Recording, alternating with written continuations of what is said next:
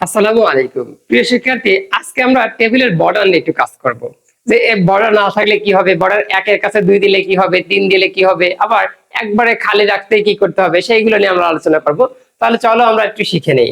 যেমন দেখো, এইখানে স্টুডেন্ট ইনফরমেশন আছে, তাহলে এটা ক্যাপশন আমরা জানি, কিন্তু এটা আবার টেবিল এরকম ছিল, আসলে দাগটা ছিল এরকম, গত লেকচারে দেখিয়েছিলাম এরকম ছিল, এরকম ছিল, কিন্তু এবার কোনো বর্ডার আমরা দেইনি।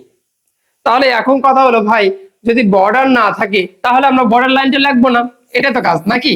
যে তাহলে কি করতা তুমি, দেখো তাহলে কি করবা, তাহলে এবারে আসবো আমরা এইচটিএমএল লেখার পর আমরা চলে যাব বডি। তাহলে বডির মধ্যে গিয়ে সেই ক্যাপশন লিখবা, ক্যাপশন লিখে স্টুডেন্ট ইনফরমেশন লিখে ক্লাস ক্যাপশন লিখবা। এটা তো বুঝি নাকি, কত লেকচারে শিখেলাম।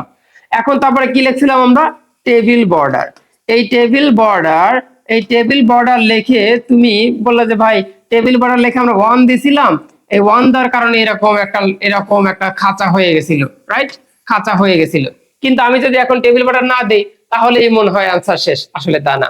তুমি যদি টেবিল বর্ডার না দাও তাহলে এটা টেবিলের মতো আচরণই করবে না। এই রোল নেম এই সবগুলো এক লাইনে হয়ে যাবে, 01 উপরে চলে যাবে, এস এ উপরে চলে যাবে, 02 উপরে চলে যাবে, বুঝতে পেরেছো? একটা লাইন হয়ে যাবে, প্যারাগ্রাফের মতো হয়ে যাবে, তা না। তাহলে আমরা চাচ্ছি যে টেবিলের শুধুমাত্র বর্ডার থাকবে না, কিন্তু ছক আকারেই থাকবে। ক্লিয়ার? এই কারণে আমরা এইখানে এইখানে এই যে টেবিল বর্ডার সুন্দর করে 0 বসাই দেব। কত বসাই দেব? 0 বসাই দেব। বোঝা গেল? শুধুমাত্র এখানে 0 বসাই দেব, তারপর আগের লেখাগুলো যা ছিল তাই। যেমন টিআর দ্বারা প্রবেশ করতাম, টিআর দ্বারা প্রবেশ করলাম, ঢুকলাম, ঢোকার পরে কি ব্যবহার করছিলাম, টিএইচ ব্যবহার করছিলাম, তারপর রোল ব্যবহার করছিলাম, রোল লেখা ছিল রোল তুলছিলাম, তারপর টিএইচ শেষ করে দিয়েছিলাম, তারপর আবারও টিএইচ দ্বারা শুরু করছিলাম, টিএইচ দ্বারা শুরু করে নেম লিখছিলাম, নেম লেখার পর টিএইচ দ্বারা শেষ করে দিয়েছিলাম। তাহলে এখান দিয়ে একটা লাইন শেষ হয়ে গেছিল, মানে আমরা কি করছিলাম, টিআর স্ল্যাশ টিআর দ্বারা শেষ করে দিয়েছিলাম। বোঝা গেল? তারপরে দ্বিতীয় লাইন তোলার সময় আবার কি করছিলাম, দ্বিতীয় লাইন আবার নিচে নিচে কিন্তু লেখা লাগবে। তাহলে দ্বিতীয় লাইন তোলার সময় আবার টিআর দ্বারা প্রবেশ করছিলাম, এই যে নিচের লাইন তোলার সময় এই টিআর দ্বারা প্রবেশ করছিলাম। প্রবেশ করার পরে এবার কিন্তু টিএইচ না লিখে টিডি লিখছিলাম, কারণ এবার উপাদান বুঝাইছে, হেডিং বুঝায়নি। তাহলে 01 ছিল 01 লিখলাম, টিডি শেষ করে দিলাম। তারপর আবারও টিডি লিখলাম, লেখার পর কি লেখা ছিল, এস এ লেখা ছিল, এস এ লিখতাম, তারপরে টিডি করতাম, তারপরে আবার স্ল্যাশ টিআর করতাম। ওকে, তাহলে দ্বিতীয় লাইন শেষ। তৃতীয় লাইনে গিয়ে কি হতো, তৃতীয় লাইনে গিয়ে টিআর দ্বারা শুরু হইতো, টিডি লিখে 02 লিখতা, টিডি লিখে এমও লিখতা, তারপর টিআর দ্বারা শেষ হয়ে যেত। তারপরে এবার আসো, তারপরে কি করতা, স্ল্যাশ টেবিল করতা, স্ল্যাশ বডি করতা, তারপরে স্ল্যাশ এইচটিএমএল হয়ে যেত। অনেক ইজি। ওকে, আমি আশাবাদী বুঝাইতে পেরেছি। দেখো এই কাহিনীটি আমরা এখানে সুন্দর করে রেখেছি। শুধুমাত্র টেবিল বর্ডার আমরা কি দিয়েছি, 0 দিয়েছি। তাহলে টেবিল বর্ডার যখন তুমি 0 দিবা তখন এই খাঁচাটা পাবা না, আপনা আপনি এরকম আসবে, টেবিলের মতো আসবে, তবে ওই খাঁচাটা থাকবে না, বর্ডার হীন থাকবে। ওকে, আশা করি বুঝাইতে পেরেছি। এখন বলতে পারো ভাই এগুলো কি আপনার লেখা ভুল হতেছে?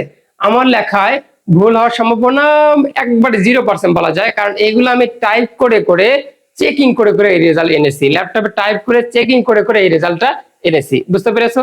ওকে, তো এবারে আমরা এখন আসি যে এইটা তোমাকে তুলতে বলেছে ওয়েবসাইটে, এইটা ওয়েবসাইটে তুলতে বলেছে।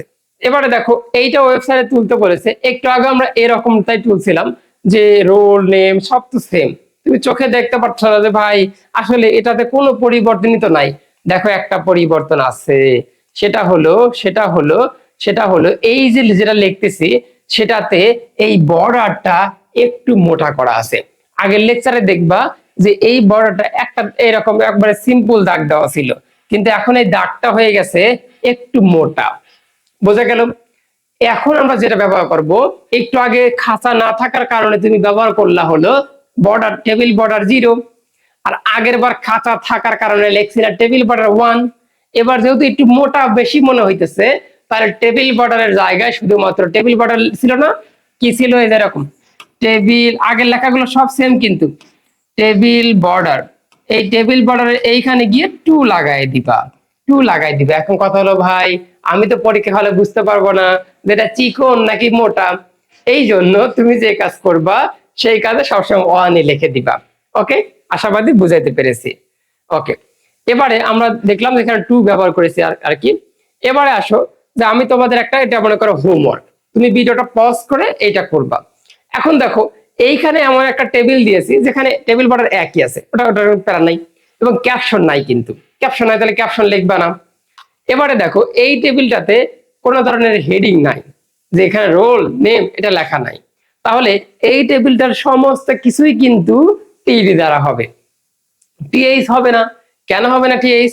কারণ এখানে তো কোনোটার হেডিং বুঝাইনি, নেম রোল এগুলো নাই, কোনোটা আবার গাঢ় কালিতেও লেখা নাই, সবগুলো সিম্পল ওয়ার্ডে লেখা, এই কারণে আমরা সবগুলো টি ডি ব্যবহার করব। তাহলে চলো এই প্রোগ্রামটা যদি আমি করতাম তাহলে কি লিখতাম? প্রথমে কোড লেখার জন্য এইচটিএমএল লিখতেই হয়, তারপরে বডির মধ্যে যেতে হয়, বডির মধ্যে গিয়ে দেখলে এবার আর কোনো ক্যাপশন নাই, তাহলে প্রথমে সরাসরি আছে টেবিল, তাহলে তুমি লিখবা টেবিল। টেবিল লেখার পর কি লাগবে? টেবিল বর্ডার আমি একই এক দিতে বলছি, একই তুমি দিলা, ঠিক আছে, এটা নিয়ে ঘাবড়ানোর কিছু নাই। তারপর আমরা দেখবো টেবিলের মধ্যে প্রবেশের জন্য কি করতে হয়, সারির মধ্যে প্রবেশ করার জন্য টিআর, তাহলে এটার মধ্যে প্রবেশ করার জন্য টিআর ব্যবহার করলাম। টিআর ব্যবহার করার পরে এবার প্রথমেই টিডি ব্যবহার করব। কেন টিডি ব্যবহার করব? কারণ এবার তো হেডিং নাই, না হলে কিন্তু টিএইচ ব্যবহার করতাম। তাহলে টিডি ব্যবহার করে 00 যা লেখা আছে তাই দিবা, স্ল্যাশ টিডি করলাম। তারপর আবার কি আছে, আরো আছে, এটা এটা এখানে এখানে আছে দুইটা জিনিস, তাহলে এখানে আছে তিনটা, থাকলে তিনটা, যত সময় সারি না শেষ হবে খালি যাবই, ঠিক আছে।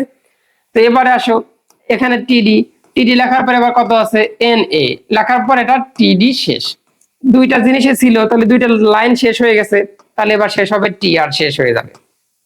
ক্লিয়ার, বুঝাতে পেরেছি? এবার আবার পরে আবার টিআর দ্বারা শুরু হবে, তারপর এটা টিডি দ্বারা লিখবা, এটাও টিডি দ্বারা লিখবা, টিআর শেষ।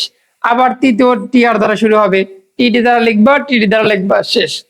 তারপরে slash table, slash body, slash HTML, এই হলো আমাদের সুন্দর করে টেবিল বানানোর নিয়ম। এগুলো কি অনেক কঠিন লাগতেছে তোমাদের কাছে? এগুলো কঠিন লাগা যাবে না। তাহলে দেখো এইটা আমি সুন্দর করে ল্যাপটপে লিখে এই প্রোগ্রামটা নিয়ে এসেছিলাম। এগুলো কোনো কিছুই না, তুমি যদি একটু পড়াশোনা করো, শুধু একটু ভিডিওটা দেখবা, খালি এরকম ভাবে দেখো, তাহলে হবে না। তোমাকে খাতা কলম নিয়ে বসতে হবে, খাতা কলম নিয়ে বসে এই কাজগুলো করতে হবে, একবার নোট করে নিবা, এইচটিএমএল এর বস হয়ে যাবা। এগুলো আহামরি করে কিছুই না। ধন্যবাদ সবাইকে।